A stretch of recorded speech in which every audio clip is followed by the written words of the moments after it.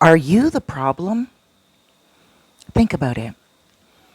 You get into arguments with people, you're very judgmental, you are judging them in a way that you wouldn't even want to be judged.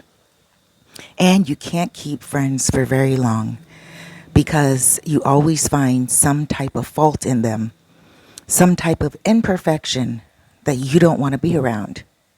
Does it sound like you? Well, that's okay because it doesn't mean that you're the problem. What it means is you're probably a person that likes to keep by themselves a lot. You like your own company. Could be that you like a good book, a good movie, a good show. Possibly you have a hobby where you're comfortable in your own skin and you like spending time alone. That's it. It doesn't mean you're the problem, and it doesn't mean that other people are the problem either. What it means is you are insightful. You can see the type of people you don't want to be around, and your standards are very high when it comes to other people in your life and how much time you spend with them. And again, there's nothing wrong with that. It just means that you need to start meditating more, changing your mindset, and stop attracting those types of people into your energy. And it can be done. I have a client that I soul coach, and her issue was her mother. She could not stand being around her mother.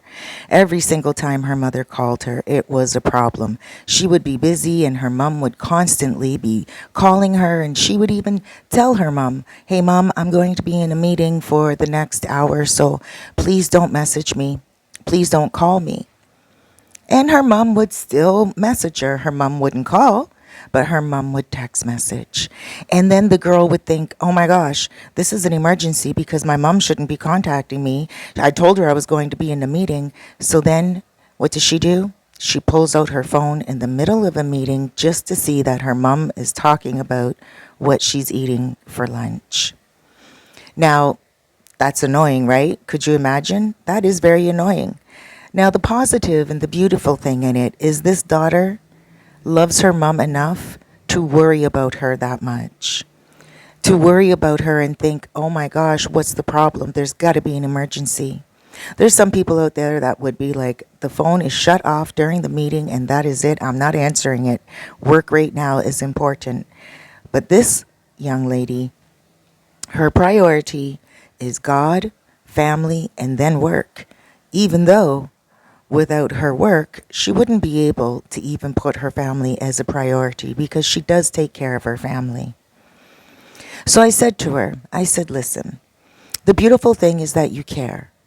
You need to speak to your mom a little bit more. You need to say to her, listen, I've asked you before, don't call me, but also don't message me. I will message you when my meeting is over. It's very important." And be very clear with those people who don't have boundaries. If you are not clear with them, then you will become the problem. The problem for yourself and for them, because those people will start to sense your frustration. They will sense that they are annoying you. They won't know why, even though you already told them, you still were not clear enough with them. Some people do need a more clearer message. They need to know that you are serious. And it doesn't mean you have to yell, holler, and scream. If you're not more clear and you're not clearer with your messages, then you will end up having to holler and scream because you will get to a boiling point where you're just going to let it out and then they're going to let it out. And then you have a whole mess to clean up. And that could all be avoided. That can be avoided just by being clearer and saying, "Look, please." You can say it in a text if you don't feel comfortable saying it person to person, face to face. You can leave it in a voice note. Hey, that's what technology is for these days.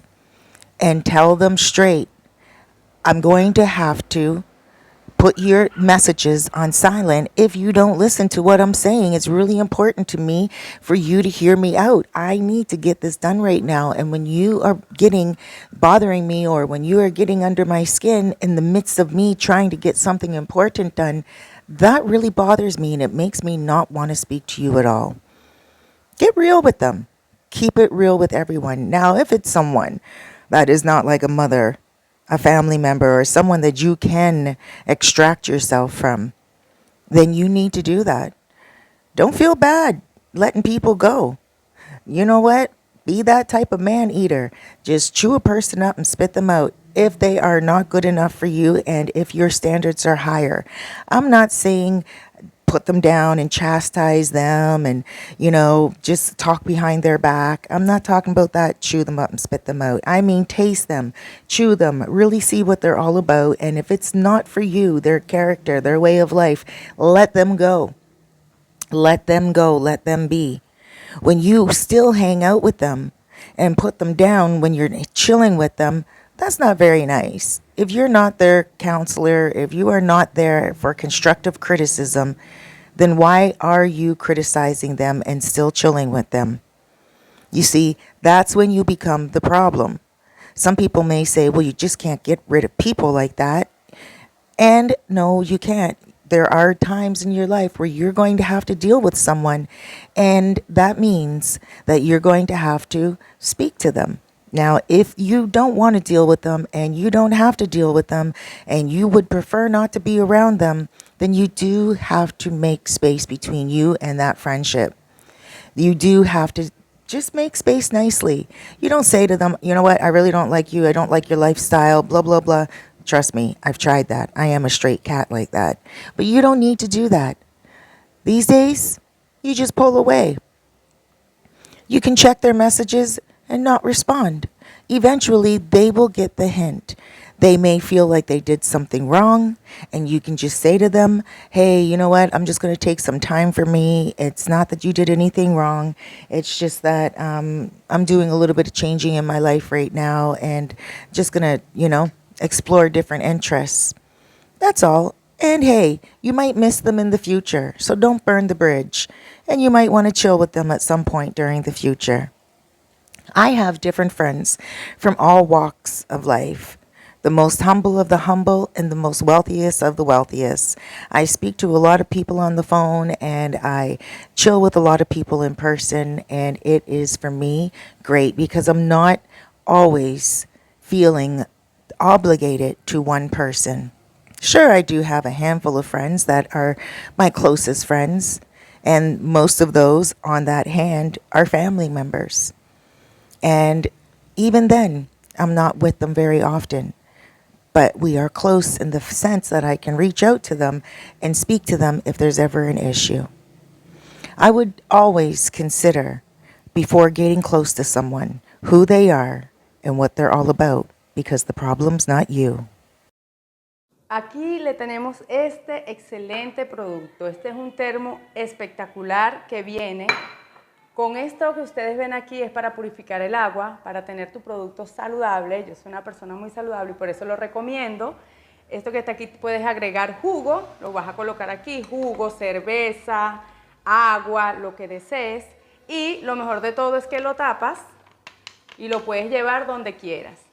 Este termito también tiene su forrito, ¿para qué? Para que así lo puedas proteger y te pueda durar mucho más en ambiente, lo que lleves ahí frío o caliente.